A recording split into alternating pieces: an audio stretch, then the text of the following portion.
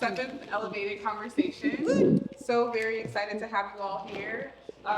Basically, just talk freely. We're gonna have everything on camera and we'll have it for you later. I know it's not a big audience, but people come in the middle of it. It's so weird. It always starts like this and then it's like a full crowd at the end. It's like a poetry Sure, reading. yeah. Okay. So, enjoy. I'm very just thankful for Tracy for hosting because she is more of an expert than I am on this. And so you guys you're in good hands. And we're ready to go. All right. Yeah. Okay, so just like, Introduce yourself. so hello, I'm Tracy Shar. I'm the manager here at By Any Other Name. I'm also a grower and I've been growing for many, many years. I've been a medical marijuana caregiver in Maine.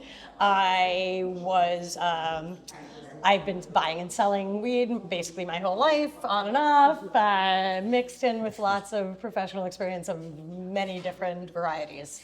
Now I'm here running this place, and I'm really excited today because today's elevated conversation is about micro businesses, which I also was intending to have a micro business. Now, after a year in the industry, I'm weighing my options. Understood. Understood. Fair. But all three of our panelists today are the heads of micro businesses. So why don't we just go around and introduce yourself? Let's start with you, Lindsay. I'm Lindsay. I'm from Fela's in Major. We are a micro business. We are based out of Brewster in Queens, New York. And we're legacy growers. We've been doing this a long time. Sweet. Phil from Lead Farmer. We're upstate. We're in Bainbridge, Southern Tier. And we're cultivation forward. We do our own processing. And we're looking forward to, I guess, everything going on. Awesome. I'm Beck from Supernaturals. We are a micro-licensed cultivator. We were in AUCC, and we're a regenerative farm. We're in the New Paltz area. And Sweet. Oh, yeah. I also just want to add that all three of these guys are in store and we love the products. They're all amazing. thank you. Yeah! Oh yeah. So I feel like a lot of people probably don't understand what a micro business actually is. So let's start with just that. Does one of you want to explain the microbusiness license and what that means, and the difference between the microbusiness license and, say, a cultivator license? You want to take it? Sure. Well, we're basically limited by our canopy. We're only allowed to have 3,500 square feet of flowering canopy. And we can also do the things that other people can't. You know, we can have a store, we can do our processing, we can do our own distribution. So we have more flexibility, but the cost of that is size. Excellent. All right.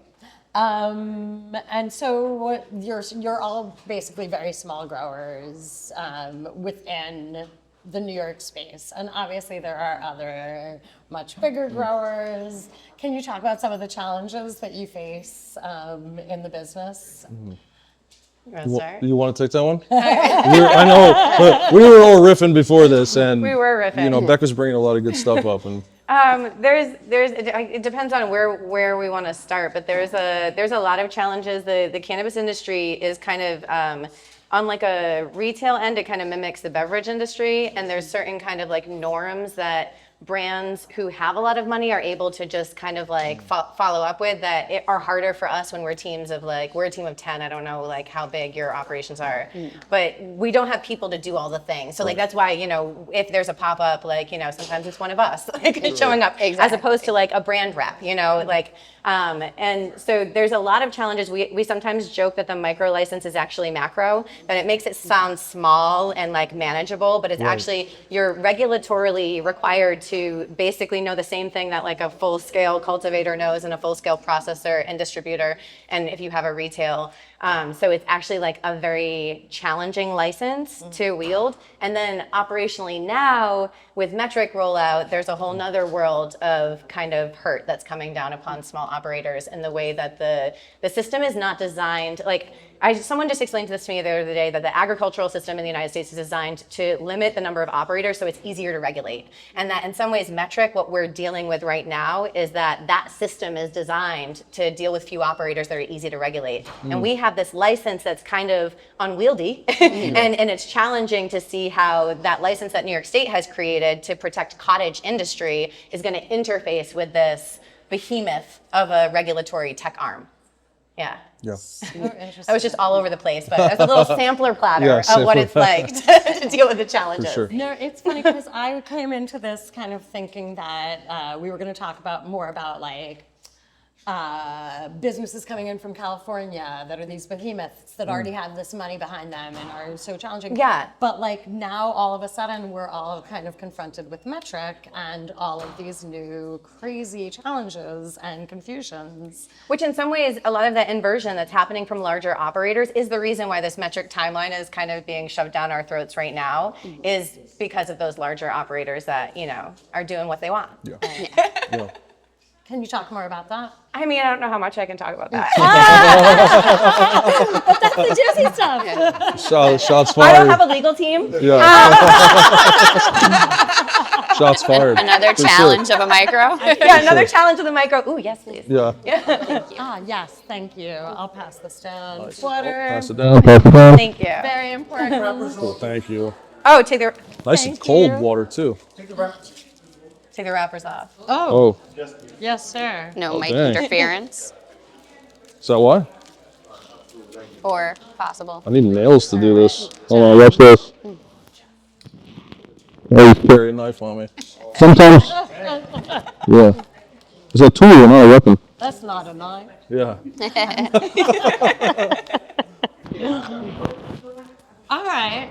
Yeah. So now, how long have you guys? Because I here at the dispensary just started dealing with metric. Yeah. How long have you guys been like incorporating that? We also just started Yes, doing we it. It's also all just it's all brand new. It's Yeah. all just coming down the pipe. We have until the 17th to get online with that. Yeah, I think us too. Now, I was reading yesterday that they're planning on charging a cent for all samples. 10 cents. I mean, is what we pay for every item. Yeah. Including samples? Every single item will have a 10-cent QR code that will uniquely identify that item to Yeah. itself For no reason. for no reason.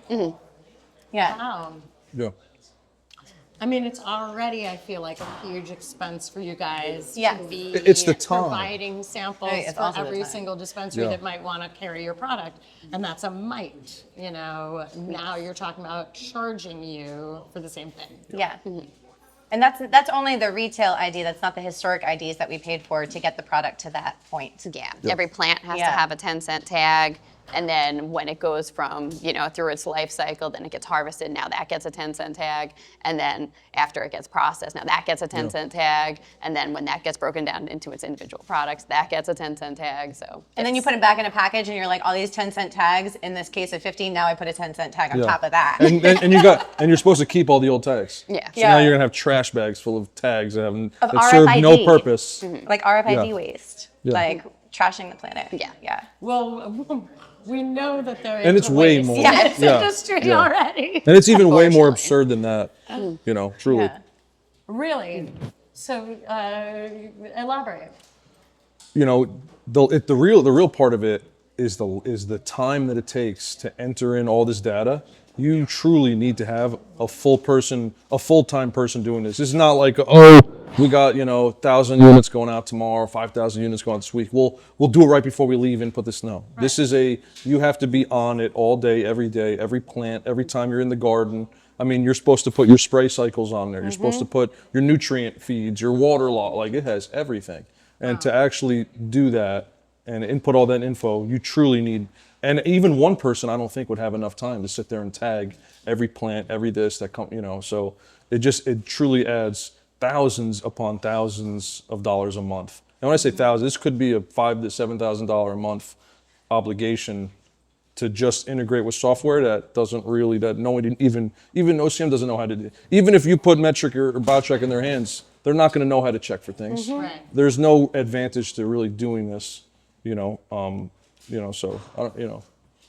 It's And kind in of a terms waste. of like Yeah. how we already do struggle as smaller operators against those companies that have larger budgets from out of state that they're leveraging, you know, in a market that's emerging, like we are being penalized even more by the way that the structure is set up because it's set up to like charge us more shipping costs for like smaller amount of tags and do all these different things that like we're already struggling and like kind of fighting a good battle, you know, against this like large, you know, opposition that we're like coming up against. And it feels like the state is kind of like, oh, we'll set up this cottage industry and then do literally nothing to make sure that it's like regulatorily sustainable. Yeah. It's also the micro business is not really an investable business model. Yeah. Because of the limitations on it. So Yes. the crazy part is there's 320 micro businesses that are issued right now. There's only 25 probably that are in business today. And the licenses started over 18 months ago.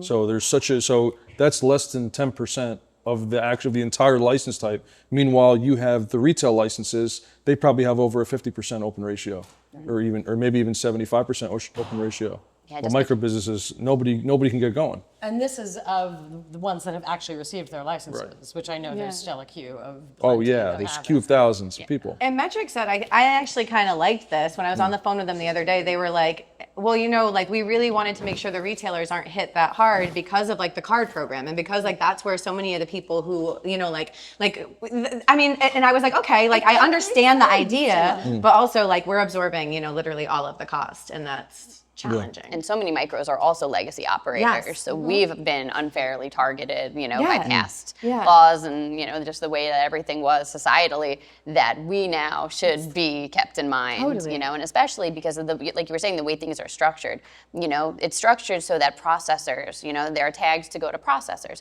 and there are tags to go to distributors. But when micros also are allowed to process and distribute our own stuff, we're literally being charged for tags that we are just using ourselves, that the same tag from one step to another can still be used, but you know they're intending it to go through all different hands. But with a micro, it stays in house. So they really haven't like customized this to the micros at all. At all. No thought has gone into this, all. of No. course. To be honest, they didn't even explain to us. So those of us who went through like the Metric Roadshow and then went onto our accounts and it was like, I had 8 licenses and we had to make sense of it on our own. And there's been a lot of rage, you know, and a lot of like group chats of like, what is going on? We don't, which is, I think that's the one thing that we have that maybe the larger operators don't have as much is we're much more like cooperative. Like we're much more like, you know, this is like we all have to learn the same stuff together. Like a lot of the conversations that are coming out right now are like, how do we actually create like more communication between all of us? Right. Because the only way for us to survive is to kind of put all of our brains Yeah. together and figure out how to do it. Yeah. Yeah. And the rule, oh, go ahead. Oh no, go. Some of the rules that prevent us even from cooperating and with each other and you know doing that micro business, and I was just mentioning this earlier, micro business can only process 1,700 pounds a year of flour that they're you know saying for you to grow. So we're not supposed to be processing for other micro businesses. Meanwhile, we still have to get the same GMP approval that a regular processor has to get. We still have to maintain the same quality control standards and practices that other processors have to do. So why would they not allow us to even process for other people, especially with such few micro businesses being online? You know, it just, you know, like I said, there's a lot of bugs to work out. And I understand it's still a new industry and maybe not a lot of, and micro businesses are truly underrepresented in this cannabis industry. Absolutely. You know, even at 100, you know, they say that New York will consume 3 million pounds a year, you know, of pot. And if you think about it, even if 300 micro businesses maxed out their canopy and grew 1,000 pounds a year or whatever, they grew 1,000 pounds a year, that's still only 10% of the entire market at 100% operational, you know, capacity for micro businesses. It's an underrepresented, you know, license type. Even though there's a lot of licenses, the caps on it just doesn't equate to it making a big dent in the market. And it's just not designed that way, you know, for better or worse. You know, so there's lots to unpack there. There is. Yeah. There really is. And okay, go ahead. Oh no. Go for it. I always think that the race to the bottom, you know, we always talk about the race to the bottom. That's the larger operators, right? That's the race to the bottom. The only potential insulation you could possibly have against a race to the bottom is some other like craft category, right? Where it's Right. like your consumer who is like, it's okay that there's that, you know, $20 eighth, I would like something different, you know, and if we can kind of keep some area of the market price stabilized, then we could actually potentially have viable businesses. And that's what you were saying earlier about it being like I hate equating the two because it is much different, but the alcohol industry. Yeah. You know, there will be, and I hate making this analogy, but there will always be the big names, and then there is that craft market where people want that. So. Yeah. And I feel like the craft market can sustain itself by, you know, working together against the challenges. Yeah. Well, it would be nice to see at the state level too. You know, Metric was just discovered to be the company that it was going to be BioTrack until they were bought. Right. So it does seem like they're kind of rushing to do this and not thinking through things like a micro business. Not that they've really been putting too much thought into Right. it since the beginning, which is to me frustrating because they claim that that's the whole reason they started this Oh, industry. yeah, Like that's We were told Yeah. something entirely different when we. I'm sure when a lot of us applied, it was definitely pitched as this is a farmers market style business. Yep. You all can organize your own events. You could do all these different things, but it's just not shaping up like that yet. Yeah, I mean, even the CGS thing, that's Right. like, so they're like, okay, so micro businesses can't host CGSs. But meanwhile, they told us in our application, they sent us paperwork saying, yes, these are all the things that a micro business can do. Organize events. It's, you know, they're, you know. So you have literal paperwork that says you can do this, and now they're Well, saying no. you Well, know, some of the stuff they haven't regulated yet. So Right. you can do events, but they haven't even regulated so it. they'll, Right. Yeah. like they did for many things, they'll disseminate their guidance, which is based off of MRTA, but it's not word for word. It's a Right. summarization, you know, like a pamphlet, a flyer. So it's meant to interpret things, but it's not the same. And that's where these mixed interpretations come up. You know, I think that's applied in a couple different ways that applied, you know, and there were lawsuits against the state for things like that, Yeah, for sure. you know. Well, and you know, they write a certain thing, and Right. I feel like they just kind of The proximity protection is a Throw it perfect down. example of that. Yeah. yeah. Where the MRTA says one thing, the white letter that they dropped said another thing. What do you go by? Yeah. Yeah. What the people that are actually sending you and telling you say don't do this, or no, you know, do what Merch is telling you. Right. So this is that applies for a lot of different, you know. And then Well, like the circumstances. CCTM program too. The CCTM yeah. program I was was in written into that. Me too. That was written into the MRTA. I technically don't have my own license. I am working Really? with, you know, Fela as a major, but my own personal application. I was in the CCTM program. That was supposed to be the pathway to, you know, the That's right, micro. you said that in the podcast. I think I watched that. Yeah. And the way the MRTA was written was there were, you know, X amount of people in the CCTM program, and then that was the same exact number that was supposed to be the amount of micro licenses. So that was originally intended for that to funnel into that, and so many people who are in the CCTM program are left out there right now, either on the December queue or, you know, just not being reviewed yet, and Oh, because of the location secured thing. because of the lawsuit that happened Oh, too. no, that's right. Yeah. Yeah. Yeah, they said that nobody was to have an unfair advantage, even though it was originally written into the MRTA. Well, the lottery system that they made too, it was weighted, and nobody really knows how that worked. Yeah. And it was done with the Gaming Commission and KPMG, and nobody really knows how exactly that came to how that worked. You know, there was supposed to be a weighted lottery based on how you got your license. But it wasn't like Well- well-defined or Nobody knows. nobody Yeah. knows. Yeah. And it was very interesting that people were on the December queue and they had the list and nobody from the December queue was supposed to be moved over. And there was definitely a couple licenses that I know of that were moved over and they are already, you know, approved. sure. And that was never supposed to happen, you know. And by their logic, I don't mind that it does, but you can't say one thing and pick another. It has to be even across the board. Because they made it when we applied, you basically got a number in line. Right. That number in line didn't mean anything to do with how soon you were getting the license. Like I remember, my license number is 11, but we were in the queue at like 478. And so I was expecting not to get looked at for or however long. I had no clue. You know, we have truly no clue what to expect when that was happening, because you know we were hearing word from so many. There's all just rumors that were happening. So. Now, do you think it's because they don't know what they're doing? Yes. Yeah, right? I mean, it's all. I mean, Always Very is. much earning while they're it's a brand new market. Like I understand it. Yeah. I understand it. It's a regulated market. I get it. It's got to have its nuances, but you know there is a lot of really specific red tape in there for I think for like you know no reason. Yes, I find it a lot of it very arbitrary, Yeah. and like they just threw it down, and now Like your new they're, advertising stuff. rewriting it. Yeah, the PLMA. Like you can't even put a signs outside now, right, or something? Yeah, but meanwhile, right across the street on the link thing, which is like, you plug your phones into it, and there's a giant advertisement for the travel agency saying we're only a 15-minute walk away, right across the street. Oh, really? Wow. So, but we're not allowed to advertise. Yeah.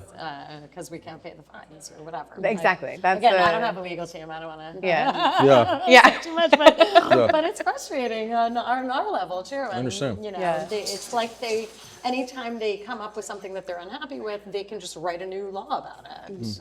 That's what it kind of feels like right now. Yeah. And my third-party software right now is struggling to figure out like how to implement like metric related to this transition, because the regs are really written for like BioTrack. Like they haven't actually adjusted any of the regs for like how metric actually works. So there's things that they're like, well, it's requiring this. Like, I don't know. Like there's just things that everyone's just profoundly confused about right now because the regs aren't clear and aren't done. And And they were Yeah, just same. in such Yeah. a We, rush. we had some products that are in limbo right now too because of the transition, and they don't know how to integrate it into our system also. So when you say your products are in limbo, you mean they're just like waiting? Yeah, we can't actually make the product in the system right now as of I think Thursday, that we've been waiting on it. So I had an invoice that wanted, one of every product we have, and there's products I can't sell right now because we can't create them in the system because of the metric changeover. And there are things that the OCM allows. It's like the OCM allows for this, and metric has no way systematically to approach it. So they have to, Yeah, it's just not ready yet. Yeah, Yeah. that's how it And feels. They just had this need to force it down everyone's throats because BioTrack was about to happen. Well, they thought it was going to stop inversion, Right. but it doesn't. BioTrack was meant when one of the early states that adopted it was definitely California, Right. and it was meant to prevent product from being grown and then sold in the black market, not to prevent in New York the exact opposite, grown out of state.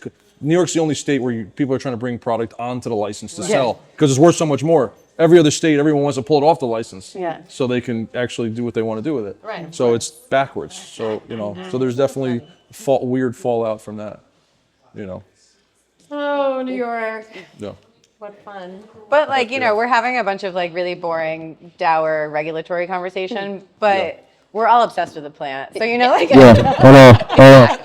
We wouldn't be here dealing with we all of wouldn't be this here dealing, otherwise. Which is the thing with like every micro. Everyone I know who runs a micro is like just obsessed and willing to do whatever, Including deal with all of this. including deal with all of it. Right. It is worth it in the end. Yeah. Well, I'm so glad to hear you say that because to me, you guys are the reason to be in this legal business because without you, there's just a bunch of shitty weed. And can I say that on podcast? Just did. Shit.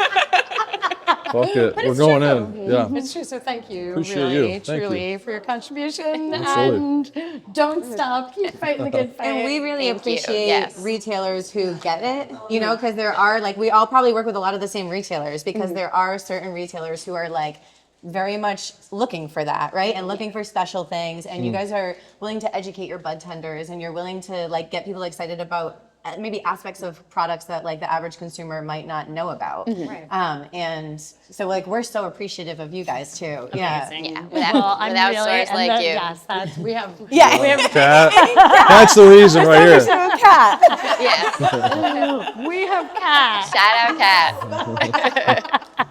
Without Chaco, I wouldn't be able to sell what I sell. It's true. I appreciate Chaco. It's true. Without the grower, there is not. There is not. And we were talking about it, I'm not from a legacy background. I just I'm a lifelong consumer. Like I used to be a middle school teacher. I've written some books, but it's really for folks like Kat and me. It's like our taste that got us into the game. And I feel like when you find people who also vibe with that taste, it's like we do feel like we can come up against the big dogs and I don't know, take all of our passion and try to do something with it. Yeah, well, for you guys, it's about passion, and for these other companies, it's probably more about money, and you can see it in the product.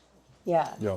I feel like you have to have a passion for this just because there are so many obstacles along the way that we all face every day, and so if you don't care, you're not going to see the point in weathering that, you know. Of course not. But you I just got to power care. through. I care, and I'm questioning, do I still want to license? Listen. That's a good question to mull over. Really, yeah. Once you start, there is no going back. I Once know. you open those doors up, you are committed. That's you it, you're in it it. is fight or flight mode. Sure. You are committed to the moment you want to start doing that, and you start onboarding labor, you start building out, you start coming up with plans, you start expanding. You are committed. You have to give it 100%. Yes. Yeah. I feel you. Yeah. Amazing. Do we want to open it up to questions? Anybody have any questions for these guys? I always have a question. Francis. Should I Everett? Do I need to? Oh, Oh, okay. he's like, Well, I'll just lean into talking to your mic. My question is yeah. always, just like what type of other businesses do you all see is needed right now? Like I feel like you all are in it right now, but it's still a new industry and a lot of things are needed. What would you all say are some things that someone wanting to get into this industry but not necessarily being a micro grower could do to help push the cause? That's a good question. It is. I'd say the first thing that comes to mind for me would be, if you're looking at like something that's like maybe non-plant touching, like looking like an ancillary type business. Yeah. I mean, the number one thing that every business deals with right now, packaging, labeling, logistics of those things. As I know that, here's a perfect example. Let's say that for our pre-roll, we're getting ready to launch a pre-roll. We have to print out all the information on our pre-roll. But we want to get it to market as soon as we can, but I can't even send it to print until I have the lab tests done, back, what I want to put on there, all the percentages, all that information. So I can't even send it to print until that happens. So it may take, luckily we have a good local printer, and shout out homie Frankie handling all of our stuff. But again, it's a perfect example of, that's a business that's very needed. Everybody deals with it. There's always delays. They're always, looking for the right type of stuff. So I definitely say that would be one way to really get into it, and it's a good networking thing too, because those who are savvy with design work and are savvy with logistics, those things help too. And compliance maybe too, like someone to learn compliance, and I'll hire you. Figure out compliance. Yeah. And I would say plant touching, they got to get nurseries on board right now, because the state has written in that you cannot purchase clones or genetics or anything like that, and they haven't put the nursery licenses on board yet, and so that needs to happen. I asked them, I went to one of those, tour things that they have, the OCM tours, and I said, so if it's seed to sale and you don't have a nursery license yet, then how do we find a legally compliant seed? Yeah. And they just sat there and didn't answer, like, Yeah. And similarly, the consumption regulations, It's so another that, because events, everyone's dying for events. Everyone would love to have, that micro dispensaries, if they had a consumption retail, could be like an attraction, like a spot that you want to go hang out at. And a lot of people in the earliest stages tried to build out plans, and you can't build out a business plan and get real estate and start to move forward building it if you don't have a legal ability to do consumption. Right. So it's these areas of the regs that need to be built out, are very fundamental, like seeds, genetics, what we need to grow plants, and then places for people to hang. Yeah. I'm just curious, have they fucked you at all about, where are you getting your seeds, or I heard that that the OCM understands that it's just kind of like a, chicken before the egg. It's just what it is. And they're cool with that. And plus, it's also because of the way that they had the farm bill. Like, what authority do they have over seed? They don't. Yeah. They have it's not governed do they by. want product to sell in their legal market or not? Well, that's metric Right. was kind of scaring us at the road show. I don't know if you guys were there, but they were basically like, "Oh, get your seeds tagged, because once we go live, you won't be able to bring any more in." And I was like, "What? I know. What, you I've been don't want hearing me to that. grow plants? Yeah. Because there's nowhere I Yeah. can legally buy them here." So Yeah. And we just Yeah, luckily we doing. just set up our nursery Like, because as a micro business, you can have your own vegetative Yeah. space. Your flowering canopy is not limited to your vegetative canopy. So, we finally got our mom room set up and, clone space set up like just recently in the last few months. So, but yeah, it could have very easily turned into a major problem. Yeah, we're same thing. We're doing it all in house at the moment. So I wonder if that's something you can take advantage of in the future too, because you'll already be set up basically with nurseries by the time this nursery license On gets paper, done. yeah. I mean, on paper, we can grow moms out and pull 10,000 cuts if I cut something off every plant in the room at a Right. time. You can have as many as you want of that. But you don't need, for our size, or at least for our size, we don't, we might only go through a couple hundred a cycle Right. or something like that. Incredible. I have another question. So that was a business question. I guess now my other side is if you had to like lobby something, what would be the one thing that you would want us to like rally behind? Great question. Keep this up. Great question, Francis. Great question. Right now, no 10-cent retail, you're right, Dave. Yeah, that's definitely one. And CGS's. Yeah. Yeah. I would say my number one, and this is something that I've been like really trying to narrow down or like understand more, but allowing micro businesses to process for other micro businesses, to be able to take custody of product, perform a service, do some type of processing work, whether it be pre-rolls or helping others trim or package or label, and be able to return it back to another micro business. So basically, we are processors. Allow us to operate like a processor, Yeah. like everybody else. I would say that would be the number one thing. That would bring more micro businesses online immediately. And that's a great point too, because processing equipment is expensive. Any type of extraction, any type of processing, making pre-rolls, and the equipment needed for that is really expensive. And as a micro, we are limited by how much we can produce. So having the equipment and banding together and being able to do it for other people and kind of like share the costs of that, it would be really advantageous. Well, I remember at one point they were talking about having a collaborative license. Do you remember hearing this? Like That was not, it didn't. It yeah. never took Yeah. off. No. It's too bad. But similarly, like we also should be able to carry each other in our retails. So like Big right now one. we're currently, if I could carry your flower, but I have to take it in and package it to minimally process it, and I Right. can't put your brand on it. So like that's Yeah, silly. that's a because whole nother if thing. if I have a retail, that means I have to build out every single product line in that retail with stuff that basically either I've made or I've purchased in. Mm-hmm. And it would be much better if I could just be like, here's, Major, here's like Lead Farmer, and you could go to a micro retail and it would be like a boutique of other micro retails. Yes. And we could kind of like have viable retail options then. But right now it feels kind of like our hands are tied behind the chair. Yeah. And they're like, you can have a store. Because some micro businesses, they focus on just edibles. Some focus on just hats, on rosin, some Yeah. on this. So, we want to be able to use, we want to be able to Have a collab with each other and Support each Yeah. other. for sure. Yeah. Hold each other Again, up. that's just another perfect example of in the regs that prevents us from doing that. That could be changed so easy and free up so much business for everybody. Just something as small as that is, creating these major roadblocks. Because imagine, we're looking at opening a dispensary soon, and we're going through the logistics on it and going through hey, we can only sell product that we process. Well, what does that mean? Stuff that we process. What does that mean? That I have to, if I want to buy stuff, off of her farm or off of her farm, I have to literally take it, buy it whole flower, even though it's theirs. Yeah. I'd have to package it into my own just to be able to sell their flower. I can't just buy something that's already labeled Major or Supernaturals. Can I like name it? Could I name it treatment sour? If treatment had like some stuff Right. that he wanted, could I name it treatment sour? Even that is kind of like sketchy. Yeah. You're not supposed to really have like the other person's branding on your packaging, which is like, Right. why? Yeah. Shouldn't we be Right. giving credit to the people whose product we're selling? Right. Like that, yeah. It's such an arbitrary thing. They're forcing us to exist within like the gray area. Like there's some stores that are out there that are taking the product, you put it in a clear sleeve, process and buy on your outer marketing layer, and you can still. So it's like they're making businesses exist in loopholes to achieve like just basic operational needs. Which is like, it feels like there's a lot of things like that because I was talking to someone from the OCM at one point and I was basically like, oh, well, we're not allowed to give discounts, just like a basic conversation. He was like, yeah, but It's not like in the alcohol industry where you have to report your prices at the beginning of the week. So technically you can just change your price and give anyone any price you want. And I was like, then why have a regulation if you're going to tell me that it really Right. doesn't actually mean anything? Like, Yeah. what's the point? Like, what? It's crazy. Yeah. This is what we There's a deal lot with. of that. This is what we do. Yeah. Yeah.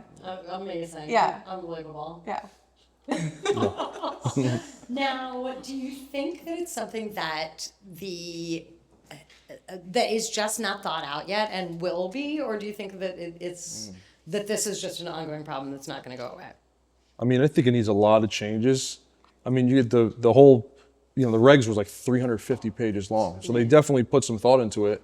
But, like I said, I whether or not it's just an interpretation issue of the actual regs, or, these things were in here because they didn't want micro businesses to be able to, because it is a vertically integrated license. It is, if some of these little things were lifted, the micro business license would be the most valuable license in the state, more so than anything else, by just lifting a few things. But by having these rules, and like I said, it makes it really tough. An investor's not going to want to get involved in these businesses because they'll never make their money back in some situations, So it's tough. And then it leaves a lot of people just kind of like with the license and can't do anything with it, I will say though, they are amending things as they go. They're finding problems and fixing them and adjusting and coming out with new regulations.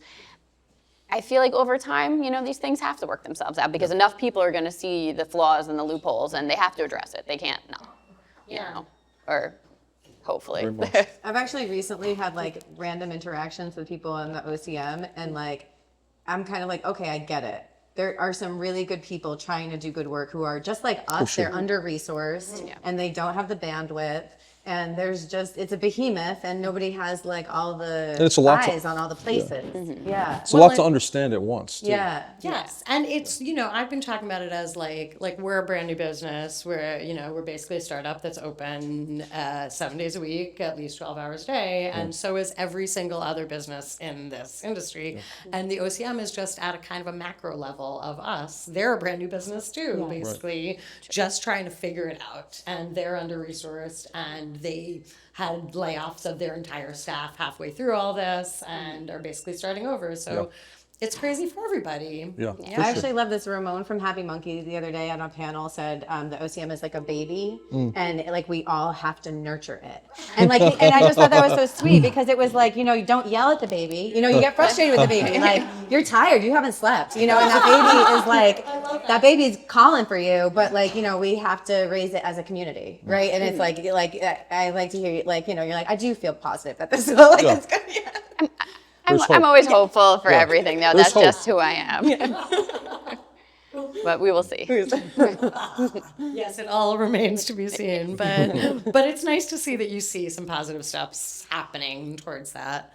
I think Ted over here had a question.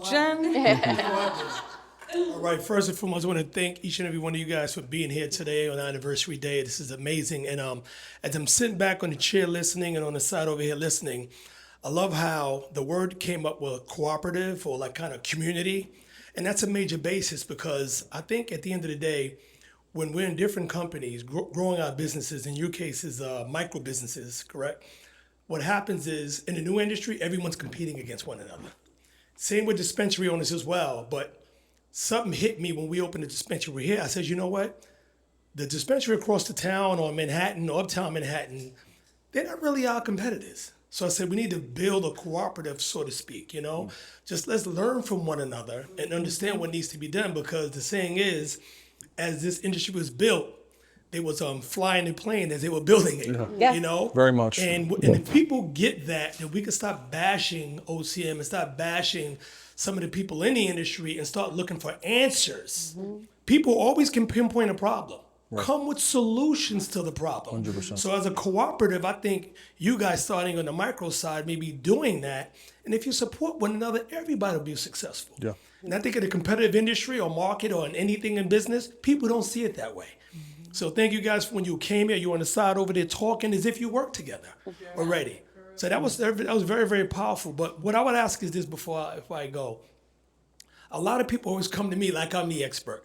This is my resident expert right here, Tracy Shaw. But they was asking me, Ted, so how do I get into cannabis? What do I need to do?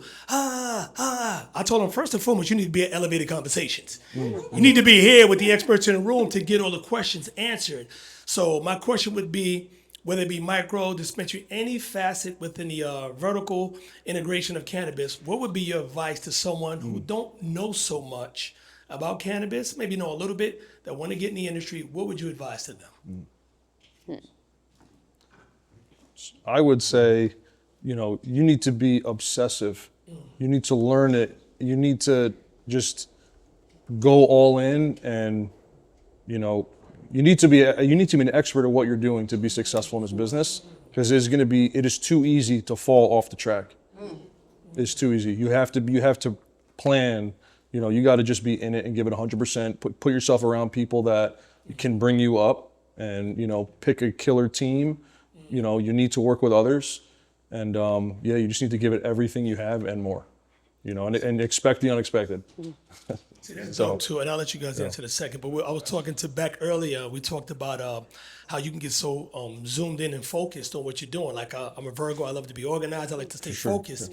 We talked about the Supernatural gummy brand, where you can take one of the gummies and you can be like laser focused on things.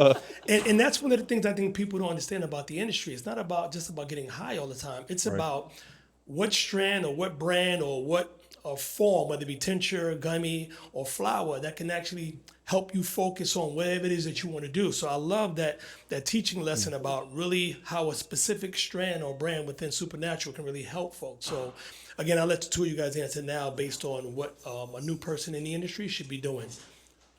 I would say just go out there to events, go out to any event you can, talk to the people in the community, see what they're doing, find where you fit in, find what you want to do. Do you want to, work at a store? Do you want to own a store? Do you want, you know what I mean? And just be around like-minded people, try all the different brands, figure out what's on the market, and really, like you said, you got to be obsessive. You really have to be all in, because but it's expansive too, so it could be a little intimidating. So just find your lane, and you won't know that by like seeing all the lanes, So go, talk to people in the industry and kind of see where you're feeling, where your calling is. That makes total sense. What do you got back? Yeah, obsession was the first word that came to mind. And then curiosity. It's kind of like, I feel like this applies to literally anything you're trying to get into, right? Like, it's just, where did your curiosity peak? Where does it lead you? Follow those little tendrils.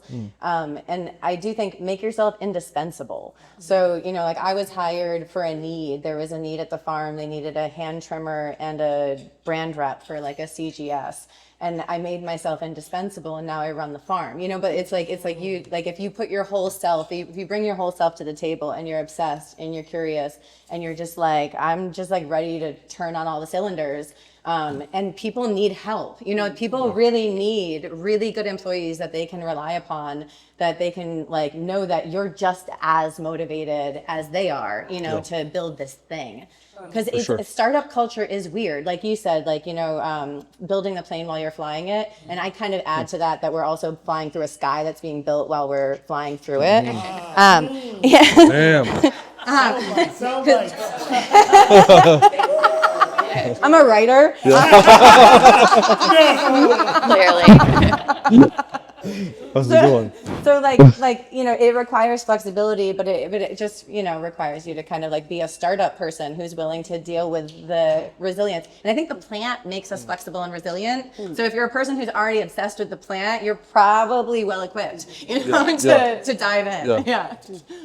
Well, and right now is an amazing time in the industry to be nerding out and geeking out about all this stuff, because we're finally allowed to do all this research that hasn't been happening, and there's all these new products and cannabinoids that no one's ever heard of, and different terpenes that people are finally talking about, and to me it's exciting. And if you look right behind you, I've got all the minor cannabinoid gummies, and I love this stuff. I think it's so interesting, and I think it's so interesting to experiment with and to have these resources, and it's just such a great time to be a weed nerd. For sure. So yay. And we're just when we were earlier, Kat, we're geeking out, and we're all just so excited, and it's we get to be with our people, for so long we were just all off in our own little house with our and now we're just all outside. I know. That's how true it is. Yeah. Mic drop. Any other questions out there? Hi, Nathan. Nathan is one of the other owners who's like never here. So welcome. Oh, Kat's got a question. It's a very basic question. But what's your guys' favorite strain right now? Oh. Dang. Putting us on the spot. Mine's easy. It's always has been Cuban Black Haze. Love it. That's a good ass strain. I would definitely say for me, Mac 1. Been my go-to for a long time. It's probably my favorite plant to grow and to smoke. And I just feel like mentally when I smoke it, me and the plant have a lot of history, so it brings me to like a comfort zone, I guess you could say. So that's my go-to all the time. My favorite thing I've smoked in the last 2 weeks is Treatment Sour Diesel. Oh. Yeah. Classic. Yeah.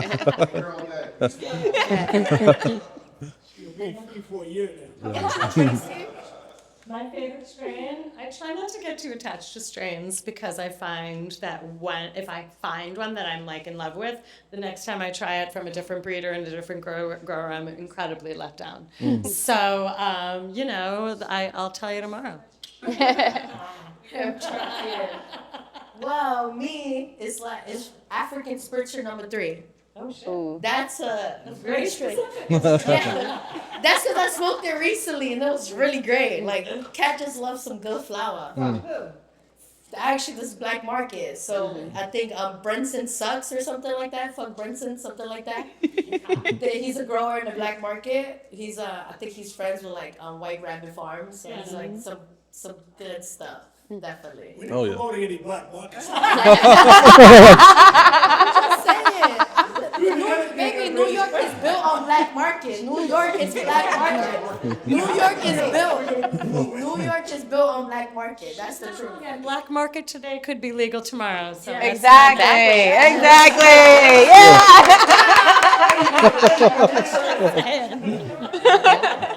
That's us. We're all That's a good point, legacy yeah. to legal. So. Exactly. Oh, you already got a mic.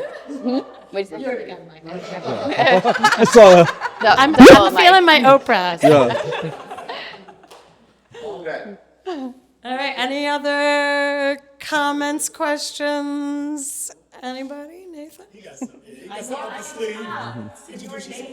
I'm Nathan Skurnick. I'm one of the owners of the dispensary, and I haven't been around a little bit. I just had a baby, or my wife just had a baby. So Congrats. Congratulations. step back. Good for you. But I was super excited to get into cannabis because I saw an opportunity to kind of elevate the conversation like we're doing today. But I'm obsessed with flavor, and I see flavor as the result of like agriculture and work and production methods. And so when I buy products, I'm always interested in who made it, where did it come from. And I think that conversation was for sure lacking in the street, unless you were really super, super geeky about it. But I think when you legalize cannabis and you put it in this retail setting, people want to dive deeper and get geekier about it. And I think it's getting there. But when you go to these dispensaries, sometimes the conversation is lacking. People talk about the effects. Oh, it makes you feel sleepy. It makes you feel focused, which is good. That's a step in the right direction. But, I guess the question, and I have my own ideas, but I want to know what you guys think about how do we bring the customers to start thinking about cannabis in the way of like, who do I trust? Who made this and why is that important? And how is the way that they went about producing it going to affect my experience of enjoying it? So Great question. That'd be a good question, yeah. So, okay, go ahead. No, please. Please. I actually just was a part of a meeting last week in Ulster County where our farm is with someone who is he was involved with the Sun and Earth certification in California, and basically like third-party certifications that are exactly that, like values or characteristics of the cultivation that people find to be of value. And we're like a Hudson Valley Catskills-based brand, so I always use the example of like people in our region are very farm to table. They'll pay for the $8 tomato because they know that Pete grew it, and and it's I want to support Pete and his family, and I care about the way that he grew it. I think of those as like added value characteristics, and we were just talking about this earlier, I think of those as like the insulation against the race to the bottom, because there are people who are always going to be looking for that lowest price point, and then there are people like us. You know, there are people who are really interested in where's the money going, what kind of operation is it supporting, what kind of characteristics of this process of the cultivation or the processing are like in line with what I want, whether it's health-based or effects-based or, you know, ecologically based, or whatever your added value characteristics are. So I do think there's like, it takes a lot of education. And so like, there's this guy, Gaetano, Living Soil MDV from out in Rochester. And yeah, so Gaetano, love Gaetano. He, is very inspired by this like living soil designation that's also on in California packaging. You can have like a living soil designation. So some of those things, in terms of having things that are like, you can put it on your packaging because you meet those things, that could be an educational tool that then people are like, oh, look for that sign on that packaging. But there are just some dispensaries finding cool ways to like educate people about stuff. And yeah. You need your staff to know and to open the door to a conversation at least, you know, first. Well, and I think you guys said cat is a huge reason why the smaller brands sell here. And there's every store needs their cat. Yeah. Big time. Well, it is challenging though. Like even when you have somebody like Kat, because like I do a lot here, so I'm not always the person selling. But when I do, and it's somebody who's asking for like the highest THC percentage, for example, which happens all the time. The first thing I always try to do is talk to them about why that's not the only thing we should be looking for. There are some people that I can tell right away that it's falling on deaf ears, and and I'll just sell them the highest THC percentage. Boom. But like, maybe 25% of the time, I can tell that they're listening and they want to know why it's not always the highest THC percentage. And so you can slowly start to educate. But I think also we can have events that, like, you know, where you guys are and where we are. The more we can have access to consumption too, because that way we could, once that happens, that way we can show them for themselves. This is the highest, this is a 35% THC flower that's not going to get you nearly as high as this 21% over here. And here's why, and you can see for yourself, you know? Right, yeah. Just to add on, you know, just because something is inexpensive doesn't mean there isn't an added value proposition. Yes. And finding that value and teaching the customer how to appreciate it is part of like what we need to do to like bring everybody up, bring all the stores up, bring all the brands up. Absolutely. And then a lot of it's to events like this, you know, meeting the grower, talking to the grower, you know, and I feel like the growers, once the consumers meet us, it almost like just meeting the person who handles the product opens up something in their head too, where they're like, oh wait, you know, it makes them realize like that there's more than just a package and a brand, you know, there's people behind this. And then I find doing events and pop-ups and things like that, that's when the questions get asked, well, how do you grow this? Is this indoor? Is this, you know, sun-grown? Is it hydroponic? Is it living soil? You know, and they start asking, not everyone, like you said, you know, there is a small percentage at this point, but those questions are asked more when it's like a face-to-face thing with the brand than just here's a package on a shelf. Totally. For sure. I find I think that the time that I sell that educates the most people is selling pre-rolls, when I'm selling like one of your guys' pre-rolls, and I'll say something like, it's a very special pre-roll. And then occasionally they'll stop and go, why? And then I have the opportunity to say, well, it's all flower. And then that immediately they'll go, what do you mean it's all flower? Aren't all, what's in my right, exactly. That's exactly Aren't they all? right. And it's hand Rabbit hole rolled, time. and people don't even realize that like some of these pre-rolls, most of these pre-rolls are not hand rolled and are not flower, are not all flower or trim or whatever. For sure. I actually had a funny thing with our metric integration, because my seed to sale software has pre-rolls can only come out of shake trim. And I was like, but my pre-rolls come from flower. Yeah. And they were like, oh, that's just a us designation. That has nothing to do with OCM. But I was like, that's I don't even want to say that. That's so gross. right? Yeah. Yeah. Yeah. Yeah. That's great. Yeah. So it's important. Know your grower. Yeah. You know. Know your grower. Know your grower. Right. Agree. That's like the message to push, I think. I sold liquor, so it was like even something inexpensive Oh, sorry. I was just saying, I sold liquor, so even something inexpensive or value oriented, it's like, who do you trust to make something in this price point? Because it's not all equal, it's not all apples to apples. So who made it? You know, is the first thing, and like why? How connect the grower to the customer? You know, give them some preference, like teach them preference for that. So, Sounds like a trip to the Catskills to me. Yeah. Or Queens. I was gonna say we could start in Queens, head to Mount Vernon, and then head upstate. Yeah, field trip. Do we got the house too? I'm for it. I have been trying to plan that. That's a whole nother conversation. Yeah. everything's always happening. Always. Every day is an adventure. Yeah. Yeah. Truly.